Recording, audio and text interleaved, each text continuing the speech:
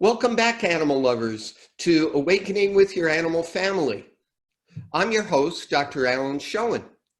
And today, in episode 6, we're going to continue in my goal to educate and empower animal lovers about what you can do at home to keep your animals as healthy and happy as possible.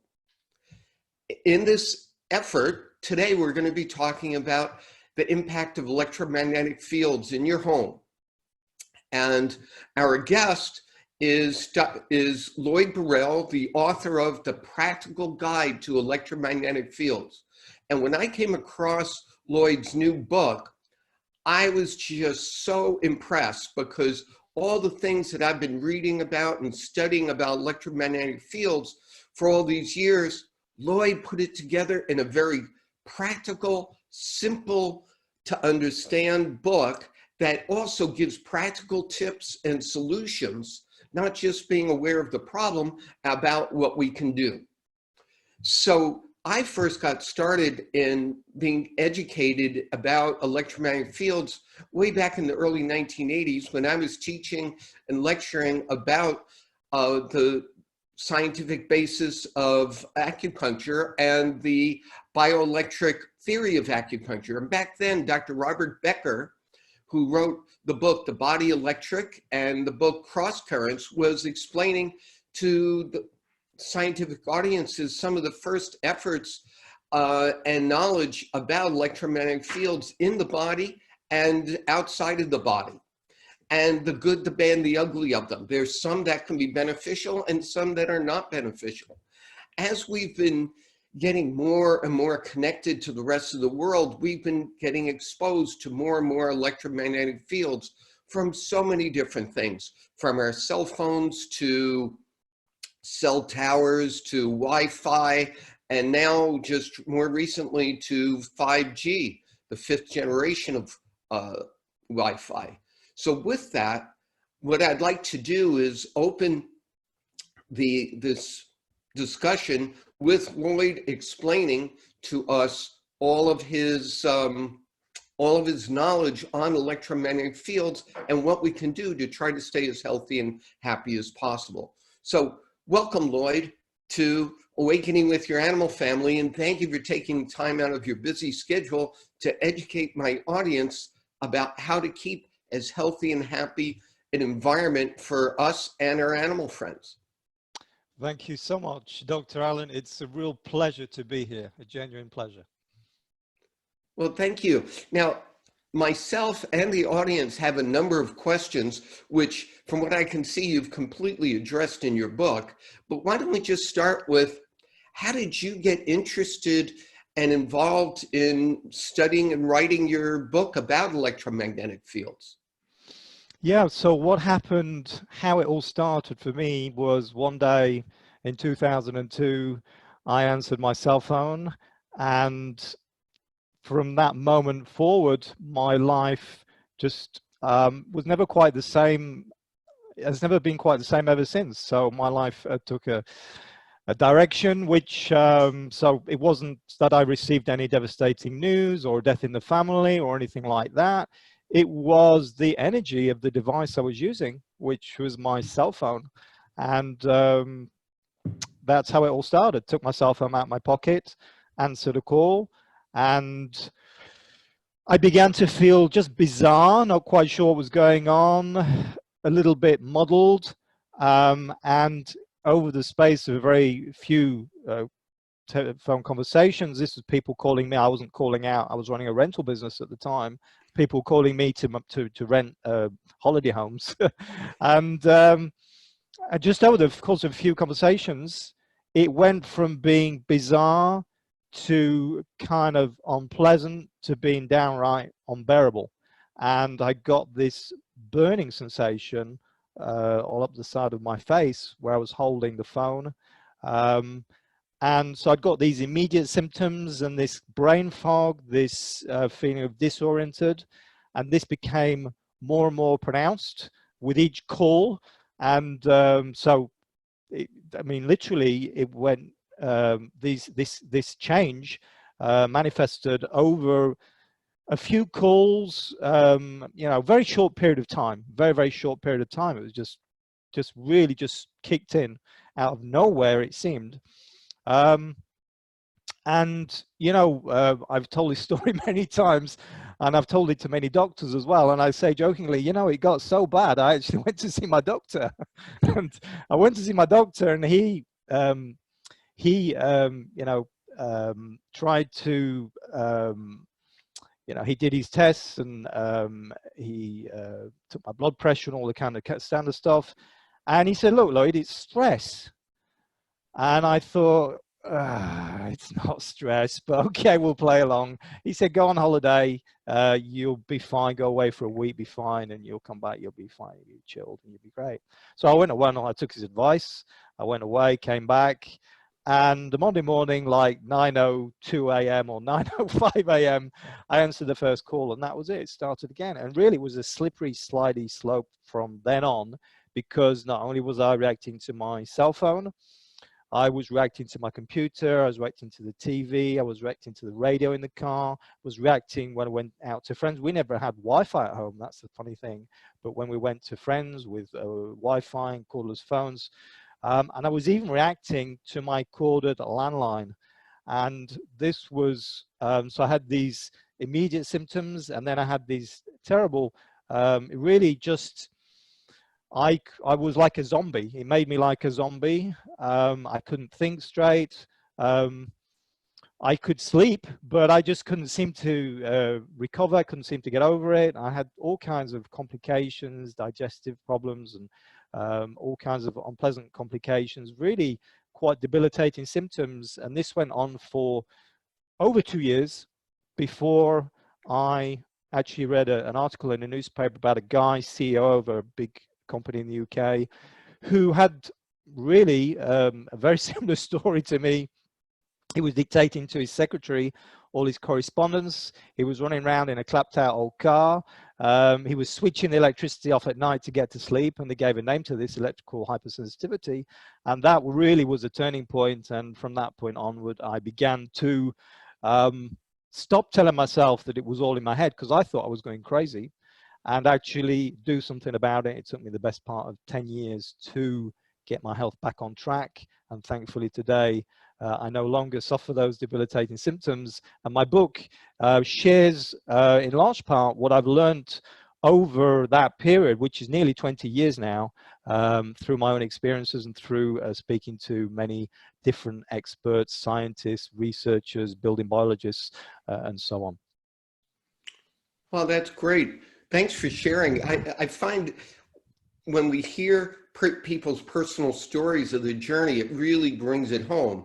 Because I too, one of my first experiences was, oh, I thought cell phones, they're great. I can talk to my clients while I'm, you know, like on my way to the horse barns or the animal hospitals and be much more in touch with them. And one of the first times I was using my cell phone, I had it on and I felt that warm burning sensation, and it was right in my left ear. I'm a lefty, but it was where I had scar tissue from an old scuba diving accident. And I felt it on the scar tissue. I went, wow, that's interesting. And then I started going back in my own mind to, wow, okay, we're being exposed to these electromagnetic fields and we're bioelectrical beings. And I slowly also started becoming aware that while with computers or this or that, I was getting more and more sensitive. I immediately started using earplugs, not earplugs, earphones, so that I didn't have the cell phone right next to me, and started hearing more and more about all of this, and people who were getting cancer wherever they, whether it was brain cancer from holding the phone next to them. And then when you read it, the fine print on a lot of these things, they do actually give you warnings about this. So, they do.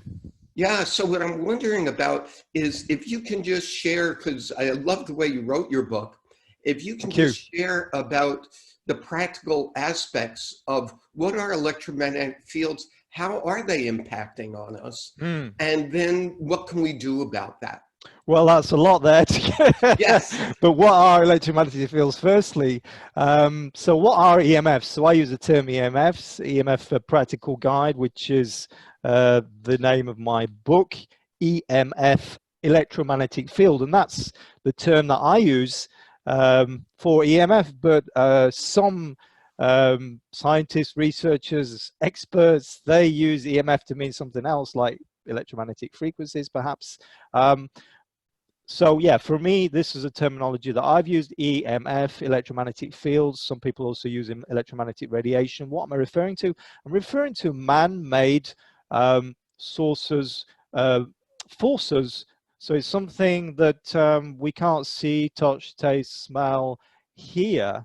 Some people can feel it, but and I'm one of those, and I still am sensitive, but I don't get the symptoms anymore. So I've learned to live with this and to deal with it. I've found my own way of dealing with it, which is another subject. But obviously, part of the solution is how to deal with a big part of the solution is how to deal with these EMFs. And it's what are they? You know, where do they come from? Well, they come from lots of different sources. So obviously one of the obvious ones is a cell phone, because we both talked about that, and it affects you, it affected me. But there are many other sources, and increasingly so, because we live in this connected world, this wireless world, and we are moving into 5G, as you said, which is the next generation of cellular technology. We're living in this smart world, and we've got all these fancy words, but what does that all actually mean? It means radio frequency microwave radiation. And these are frequencies which are being emitted by these various devices, lots of different frequencies, actually. And for instance, your Wi-Fi works at about 2.4 gigahertz. What's a gigahertz? It's a billion cycles a second. I mean, just try and imagine a billion cycles a second. I can say it, but when you actually try and think about what that means, okay, back and forth a billion times in a second, it's quite amazing. So yeah, so Wi-Fi 2.4 billion cycles a second.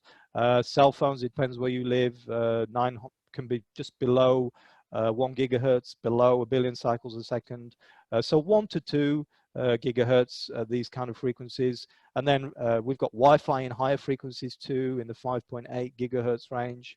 And we've got all kinds of different devices. So it's not just the cell phone, but it's, when we say smart, what that means is pretty much most devices, let's say, this is the way the world is going, most devices, many devices certainly, depends where you live in the world, but certainly where I live in France, and I believe where you live in the US, then devices are increasingly being equipped with with these smart emitters, receivers. And so the idea is that we're all part of this smart network, and they're communicating between themselves. Notably, they're communicating with the smart meter, and all that is transferring your data back to the utility company, which is another issue, because there are those people that say, we don't want our data being shared like that, and then it's going back to the utility company, and who else might be getting it, and so there's privacy issues there as well. But that's not really what I talk about. That is an issue. But so my issue is filling our homes, our workplaces, with this ambient radiation, which thousands of studies, yes, thousands of studies are saying is dangerous, that there are adverse biological effects. So what are EMFs? So they're the wireless, just to get clear on this, so the wireless, which I spoke about, the smart, the Bluetooth, these are all, that means radio frequency radiation. Okay, so the industry one uses these nice friendly terms, but I use this more sort of in your face term, radio frequency microwave radiation, because that's what it is. And obviously you notice that little word in there, microwave, and you know we've heard that before, microwave oven. Yes, so is that the same frequencies? Yeah, very similar. So does that mean there's a problem? Well, yeah, because you know how a microwave oven works. It heats up your food, it excites the molecules, and that's basically what you know, my cell phone was doing with me. It was exciting my molecules at the side of my head, and you too, from what I can understand. So that's the wireless, and unfortunately, there's not just the wireless. That's only part of the problem. We've also got the wired, and that's to say exposures from wires. Because here's the thing: electricity in a wire does not stay in the wire. Electricity in a wire emits electromagnetic fields, different kinds of electromagnetic fields, what we call electric fields, magnetic fields, so they're at a lower frequency, so they're independent if you want, and then what's called dirty electricity or intermediary frequencies, which is another form of electrical pollution. And all this is electrical pollution, EMF pollution, electro smog. These are all non-natural frequencies. And what's the big deal? Well, the big deal is that there are thousands of independent studies which are showing adverse biological effects from these exposures. And when I say adverse biological effects, we're talking about effects to the cell membrane. We're talking about effects to our DNA, single brand strengths, double brand strand breaks. Obviously, DNA is the blueprint in our cells. If the DNA gets messed up, then you don't have to be Einstein to figure out what happens next after that. It's like if you get your plans messed up for your house, then you imagine what kind of house you get. It's going to be all over the place. The roof is going to be in the garden or something. There's all these adverse biological effects, which are very low level. And that's what, again, the industry is saying it's low level, therefore it's not really a problem, but it's this 24/7 nature of these exposures, very complex, modulated signal, sorry to use a lot of technical terms, but these exposures which don't exist in nature, and there is just a cascade of adverse biological effects, electrochemical effects, because we are, as you very rightly say, in my opinion, more electromagnetic beings or subtle energy beings than we are chemical beings. And yet we're always talking about, you know, you go to your doctor, whatever, and it's all about chemicals, you know, it's all about pills and things. But that is, unfortunately, you know, that is kind of only part of it. And we are in a more profound sense, electromagnetic beings very clearly. That's how our cells communicate, electrically, electromagnetically, very, very subtle. And these exposures, these man-made exposures, they perturb very profoundly this really fine-tuned instruments that we are, very subtle. And the more we get exposed to this, it's a kind of the EMFs and the food we eat, processed foods, and the pollution in the air, and all this 21st century, even the 20th century lives that we've created, it's all this which is creating this perfect storm, and which is really, to my mind, very clearly behind what's going on in the world today in terms of these chronic exposures, and in terms of what's happening to our animals too. Obviously, it's very linked, because you know, the two, we can't have, I mean, it's not difficult to understand that if these exposures are impacting humans and man, and that some men can actually feel this, some people that can actually feel this, then obviously animals are too, and certainly that's what the literature is showing us, which I'd be very happy to share with you. Yes, thanks so much, Lloyd. That's one of the things I was so impressed is that you really documented with thousands of research articles that here's the science.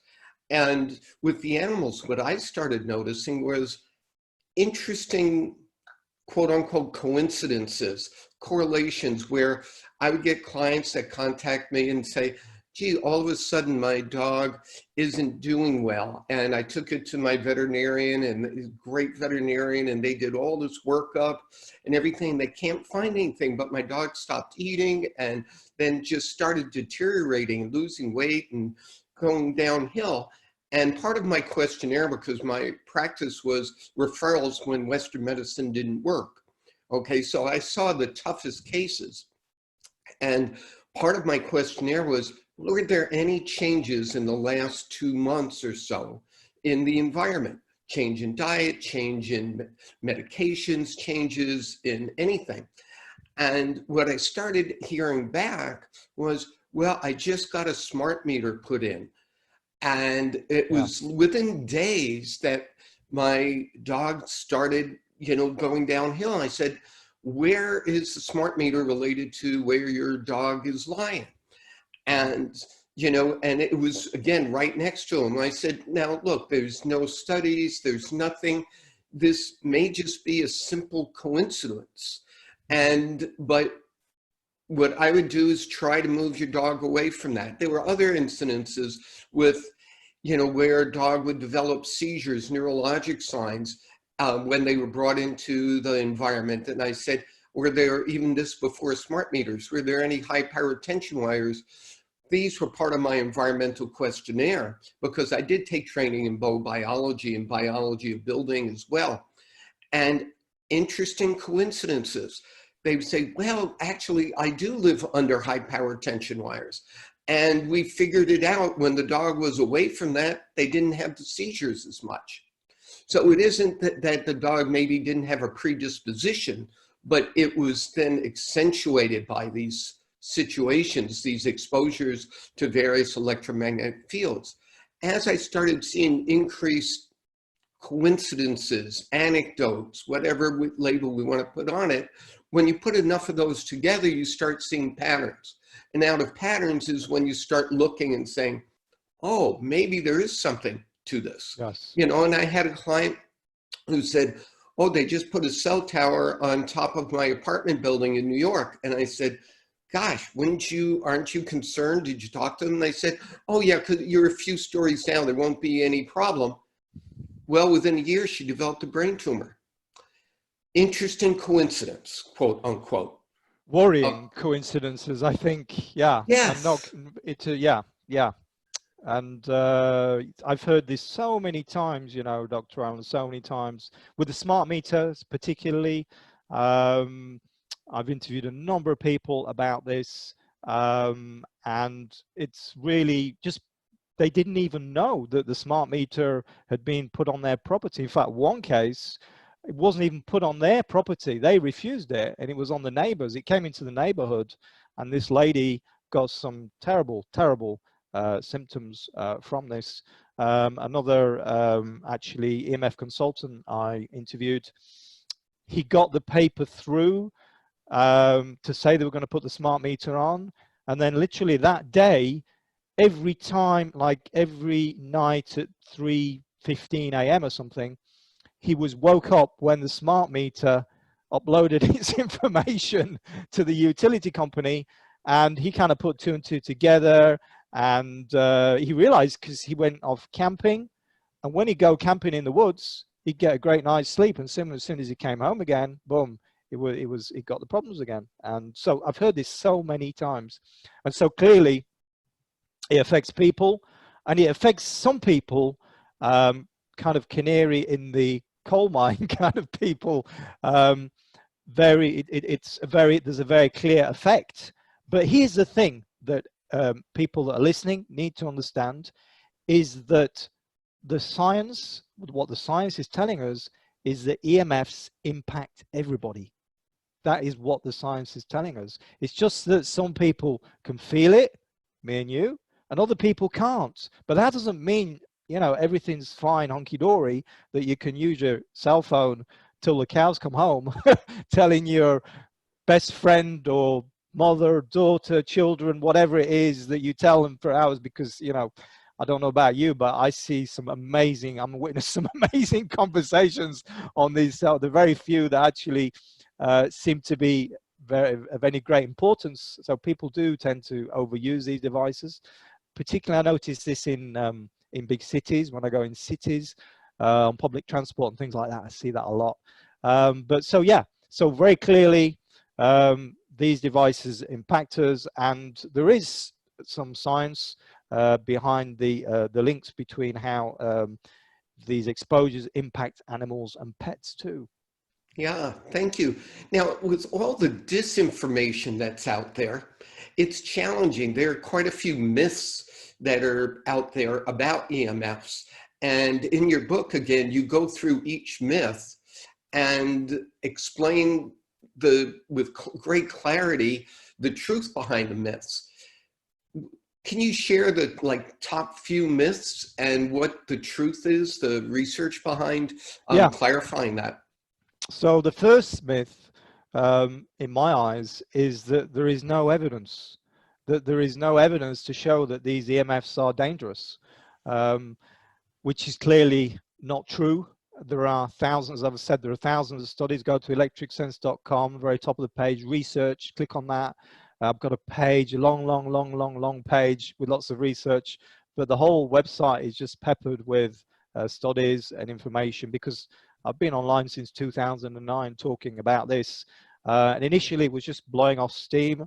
And then as time has gone by, I've got a little bit more serious, and I realized that people wanted to, because there's a lot of naysayers, there's people that just don't want to believe this, no matter what study you tell them or show them.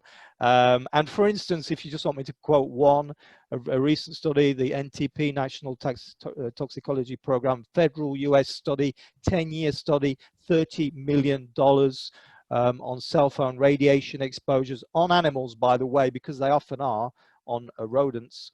And what did they conclude? Clear evidence of cancer, gliomas and schwannomas, heart tumors. So very clear evidence of cancer. $30 million study, $30 million study.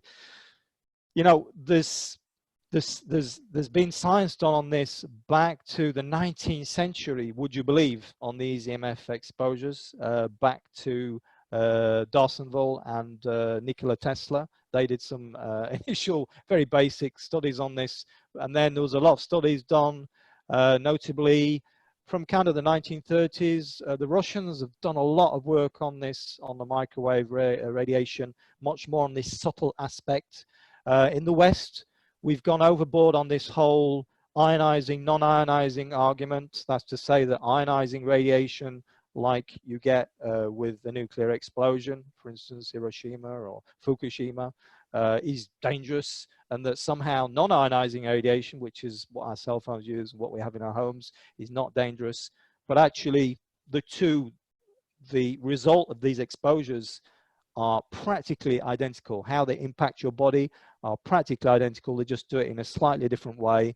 And it's more of a subtle effect with the non-ionizing. So there is lots of stuff. There are lots and lots of studies out there. If you go to what is it? There's a website where there's 30,000 studies. EMF portal, there we are, emfportal.org. 30,000 studies on there. There's just a wealth of studies. So to say that there are no studies, that there's no evidence, is absolute nonsense. And the studies are independent studies, because the problem is that the cell phone industry notably is making its own studies, but they're actually, it would seem, and I talk about this in my book, making studies to support their business, basically. So they're creating studies which show that cell phones and these technologies are safe. So that's the first big myth. Second one is, if EMFs are dangerous, then I would have been given some kind of official warning to say that they were dangerous. Well, we have. For instance, in May 2011, the World Health Organization proclaimed that radio frequency microwave radiation, as used by cell phones, Wi-Fi, and these devices, they declared it a class 2B possible carcinogen. Which put it in the same category as DDT, lead, and gasoline fumes. So clear link to cancer. Many experts, particularly many that were involved in that initial classification, are now saying it should be recategorized as a probable carcinogen, if not a probable class 1 carcinogen. So there have been warnings, and there are warnings in different countries. You know, back in the UK, so I'm British, I live in France, but back in the UK in the year 2000, the Stewart report came down pretty hard, particularly with regard to children, because children are particularly vulnerable to these exposures. We've known this for over 20 years, 25 years, since a report, study done by Gandhi on this. And we have there's actual visual, if you're interested, on my website, which shows the exposure with a 5-year-old, a 10-year-old, and an adult, and it's pretty scary how much more it affects small children. And then the third thing is that the myth is that is circulating is that, well, if EMFs were dangerous, then I'd feel it. And there are just few people that feel it, and some people like myself can feel it and other people can't. But again, you know, very clearly what the studies are telling us is that everybody's being impacted. All of us are being impacted by these exposures. And so what people that are listening need to understand is the link between, so it's okay, well, it's not okay, but it's one thing having these subtle adverse biological effects, but it's the downstream of these adverse biological effects is over time is that it leads to cancer, it leads to Alzheimer's, Parkinson's, multiple sclerosis, you know, really cardiovascular disease. The links with disease are really just so clear. And that is the concern, and that is why I'm talking about this. That is, you know, because really the science is very, very clear on this, and just people are not aware of it. Thank you, Lloyd. You just explained everything so beautifully. I'm so grateful that you're on the show.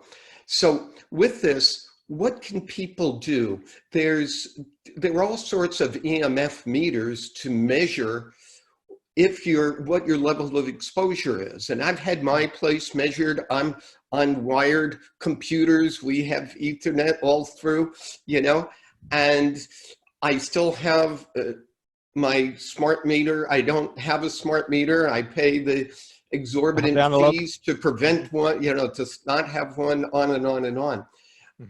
But what can our viewers do? What do you feel are the best EMF meters for them to see what sort of exposure they may have? Right.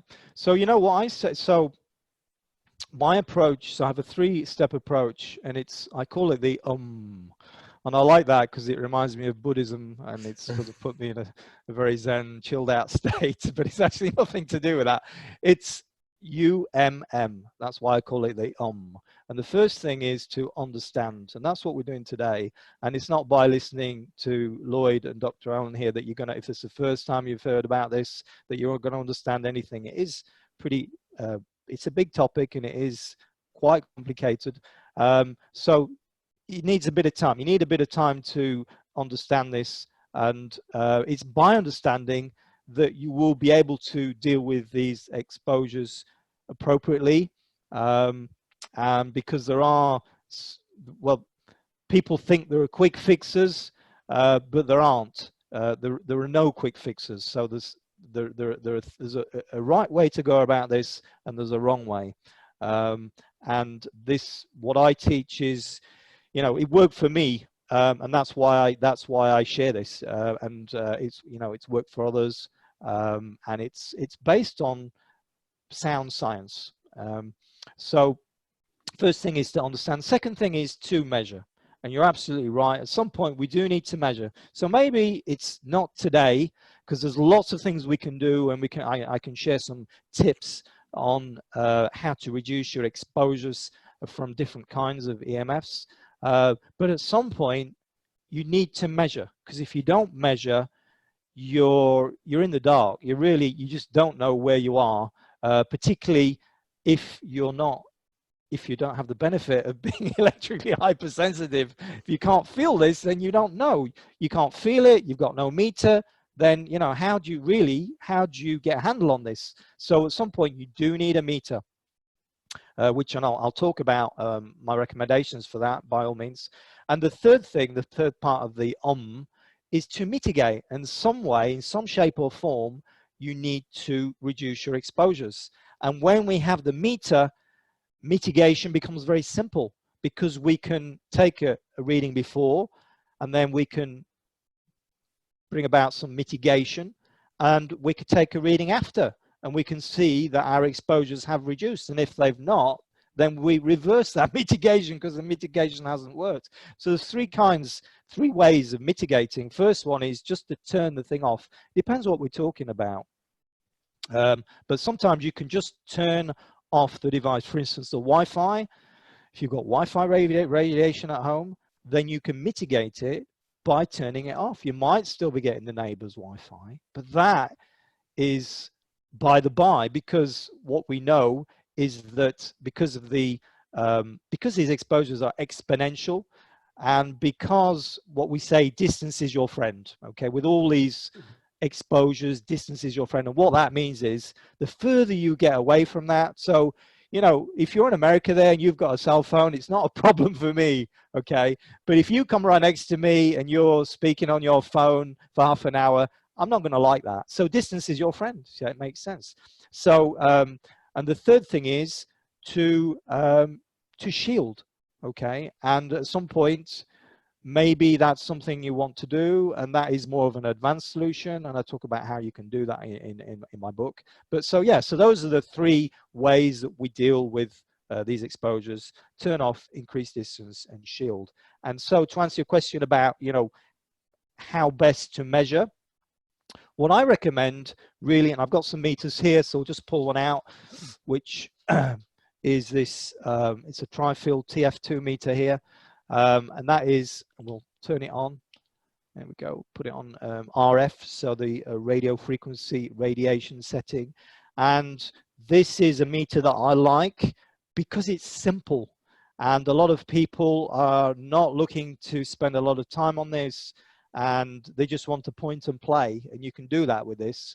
And it's relatively sensitive. It's very easy to use. It's just got this knob on it here that you turn for the different settings, and then you can you can get the light in here in the battery compartment. And the reason I like that meter is because it's a tri-mode meter. As to say, it can measure 3 types of EMFs. So the radio frequency radiation, the electric fields, and the magnetic fields. And there's another one here, which, if I've got it to hand, is a cornet meter also, which I also like, which I can't find in my bag, but is a great little meter too, cornet ED88T plus, which is another tri-mode meter, which gives more data than the tri-field meter. And then the other meter that goes very well with that is this GS meter, or dirty electricity meter, and this one you just plug in. So that's a French plug I've got on the end there, but it works. You just plug it in and you take a reading, and you want a reading below 50. And so that, with those 2 meters, you can measure the 4 kinds of EMFs. You know, this is kind of intermediary. So I don't know how advanced your audience is, Dr. Allen, but maybe this is a little bit too advanced for them, and there's lots of things you can do before you, and a meter like this costs something like under $200, okay, and the other one too, $150, something like that. It is a bit of an investment, so everybody hasn't got, you know, a few $100s to throw around on one of these things, and that's why you need to educate yourself first, because, you know, when you begin to educate yourself, and when maybe you read my book, plug, then you begin to think, wow, yeah, I didn't know all that. It is quite a big deal. Actually, I have been getting the wool pulled over my eyes for a long time. And so, yeah, so I think meters perhaps not the first step, but at some point you do need to get a meter. Yes. Yeah, I have one, and it's an older one, and I was curious which one you had, and thanks for sharing that. But yeah, for our audience, actually, I'm super impressed. My audience is quite aware, conscious, and educated. And you in your book, you go through in each way for each type of electromagnetic fields and radiation, whether it's from smart meters or from 5G or this, you go through simple things that you can do and more advanced things. And thanks for explaining it based on how to mitigate. And so as we're coming close to the end of the show, what are the most practical tips that you would recommend to keep their animals and themselves healthy? Because like you said, and that's what I find, is our animals are almost like the canary in the coal mine. They are. So I just want to share, if I can first, Yes. I just want to share with you a bit of research, because I've done my homework before I came on to speak with you, because it's not every day I talk about animals, and I love animals. I was brought up with animals, with dogs and cats. We only have a cat now, an oldish cat, and I look after my daughter's cat. She's got 2 cats as well. So sometimes we have 3 cats at home. So I really love animals. And the only reason I haven't got more animals is because I like to travel. So it's a real, and I don't believe in just taking animals if you can't look after them properly. And my father's got a dog, or he had 2 dogs up until recently. So I'm surrounded by animals. I really love animals. And so I want to share with you just a bit of the research that I found on this. And there is just a visual here. I printed it out. So it's actually 4 pages. It's 150 studies. And I went through and I put in green. All those in green is how it's impacting birds. All those in pink is how it's impacting honeybees, because and if you go through, there's a lot on birds and honeybees. Okay, you just have to take my word for it. But and all those in yellow are other things, and the other things are like cattle, deer, wild mammals, vertebrates. So EMFs are very clearly, and these are peer-reviewed studies. There's 150 studies here on these, about 10 bits of paper here, 10 bits of A4 I printed out, over 150 peer-reviewed studies. So clearly these exposures are impacting animals.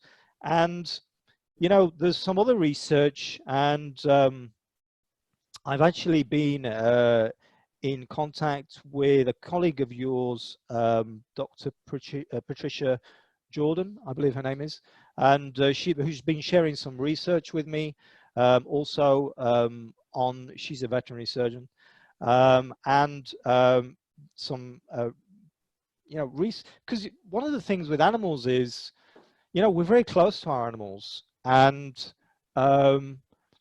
they pick up on how we're feeling. And so, EMFs are just, if you want to put this very simply, EMFs are a stressor, and I call them a micro stressor. So they're like stressing you all the time. You're not really aware of it, and so they kind of stress you all the time. And the animals pick up on this. And there is actually some research which has been published in 2019 on nature.com, which shows that this owner's stress is infectious to the animals, and so very clearly animals are being impacted, and very clearly birds. Why birds? Something we don't exactly know, but birds and insects, to do with their wings, it would appear, which are acting like antennas. Okay, so it's possibly not just that, but certain kinds of birds are particularly vulnerable, particularly the sparrow population. In the UK, the population of house sparrows fell 75% between 1994 and 2002. Why those dates important? Well, that just happens to coincide with when the cell towers were rolled out. Huh. Yeah. And there is actually quite a few studies on sparrows, which peer-reviewed studies, also on kestrels, also on white storks, about proximity to cell phone towers and how their offspring, how they're having difficulty reproducing the nearer they are to the cell phone towers. And yeah, and on the bees, and you know, bees, it would seem, you know, EMFs really mess up bees, and it would, one of the things where the studies are showing is that they cannot get back to the beehive. So very clearly, EMFs impact all living things, and we need to look after ourselves and look after our pets.